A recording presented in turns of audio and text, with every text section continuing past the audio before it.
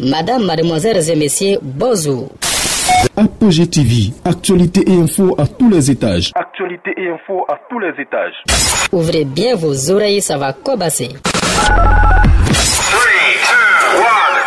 Bonjour et bienvenue à tous dans le Super Zapping. J'espère que vous allez super bien, surtout après la fête. En tout cas, moi, je suis très heureux de vous retrouver. La meilleure compilation de l'actualité et des infos à tous les étages, c'est ici et maintenant. Apogée TV, le Super Zapping. Le Super Zapping. Laurent Gbagbo interdit de vote en Côte d'Ivoire. Après plusieurs demandes de passeport diplomatique introduites auprès du ministère ivoirien des Affaires étrangères qui se sont avérées infructueuses, l'ex-président ivoirien Laurent Gbagbo s'est finalement résolu à faire une demande de passeport ordinaire. Il s'était rendu personnellement à l'ambassade de Côte d'Ivoire à Bruxelles pour le faire. Selon le gouvernement ivoirien, la demande serait en cours de traitement. Entre-temps, Laurent Gbagbo s'est vu retirer le droit de vote. Il a vu son nom retiré de la liste électorale provisoire remise aux partis politiques. L'ex-président de la République de Côte d'Ivoire serait interdit de vote par la commission électorale indépendante selon un communiqué publié sur sa page Facebook officielle par son avocate. Abiba Touré a indiqué que Laurent Gbagbo a été interdit de vote en tant que citoyen ivoirien, une décision qu'elle a qualifiée de sévère. Apogée TV, le Super Zapping. Le Super Zapping. Élection à la Fédération ivoirienne de football. Didier Drogba a déposé son dossier de candidature. C'est fait, le candidat de la Renaissance Didier Drogba a déposé ce 1er août son dossier de candidature à la Maison de Verre à Trècheville aux mains de la commission électorale pour l'élection à la présidence de la Fédération ivoirienne de football. L'ex-capitaine des éléphants de Côte d'Ivoire était accompagné d'une foule d'admirateurs au siège de la FIF.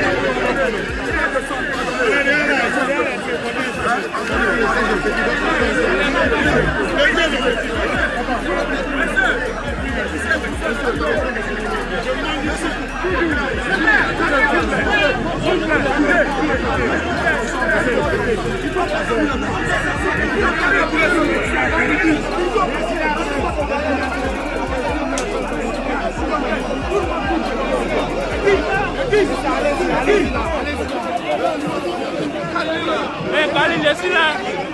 Khalil.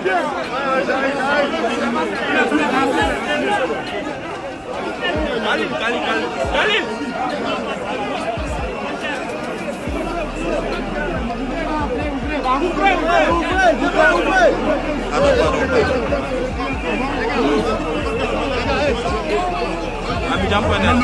Abidjan.net.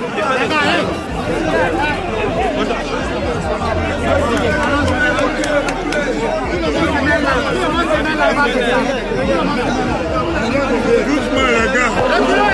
Reculez.